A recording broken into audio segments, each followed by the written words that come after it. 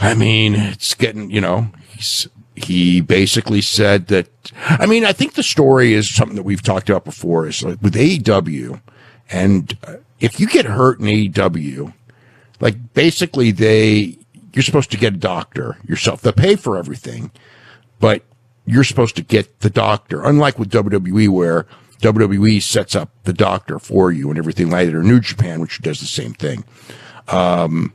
So he complained about, them, whatever it is. And again, I don't know the whole story because he's just done some tweets about, just being unhappy, inhumane treatment. I think that's what it is. I mean, he's going to have to elaborate further. I mean, he's taking the tact. I mean, I know of many wrestlers who had contracts extended in WWE, many who came up with a lot of different ideas of how to get fired because they wanted to leave, and it never worked. Okay, it never worked, and they were, I mean, wild ideas. So, obviously Ray Fenix, he's got a long time left. I mean, I'm not sure exactly how long, but one of his friends told me like a year, as far as injury time that they've tacked on. And obviously, he wants to go to WWE, and, he can't go. I don't, Tony Khan is in a wrestling war with WWE. He ain't going to do them any favors. And unfortunately, Phoenix is caught in the crossfire. And I think that they're probably upset. I mean, I'm sure he's upset with the way everything went because he wanted to keep the guys. And I don't even think that they really even negotiated with him to stay. He didn't even I don't know that he even got a chance to match the offer. And they just wanted to leave. And, I mean, from their standpoint, like the other day I was saying about Nathan Frazier.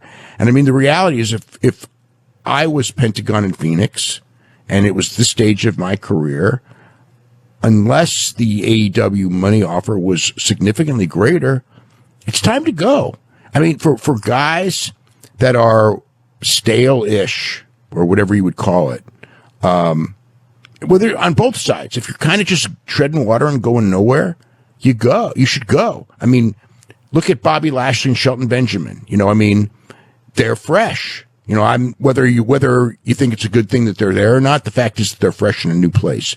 Pentagon and Phoenix, it's like, like in AEW, they've kind of established where they are, and they could go and it's a new fresh coat of paint, and they could be, again, you don't know what's going to happen in WWE. It could be a mistake. It always can be. But as a general rule, if I was a betting man or if I was someone who they asked for advice, I would say if the money, you go where, look, you're going to make big money either way. So it's like the money at that point, when you're making big money either way, you go where you're going to be happy. And it's just fresh paint, it's like if I was them, that's what I would do. But, Tony, he's not going to do WWE any favors because they're certainly not going to do him any favors. And we're in a wrestling war.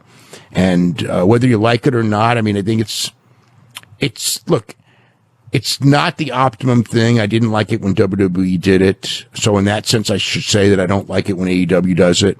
But I also understand that when you're in a war, you got to play by the rules of war. And you're not, as far as Tony Khan goes, I don't see him backing down on this one.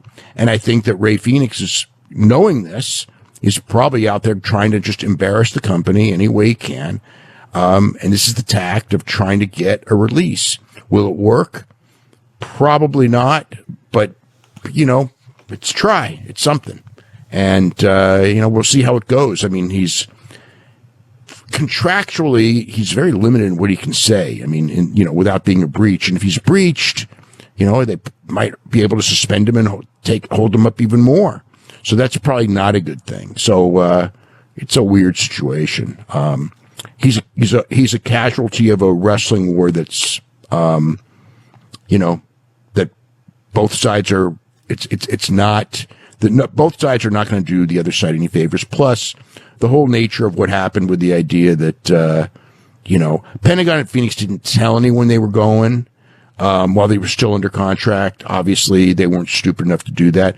But my God, did everyone know? You know what I mean? It's like it was everybody knew. Everybody knew months ago. Tony took him off TV because he knew months ago. So it's kind of like, that's the basic situation there. So. What about Willie Mack?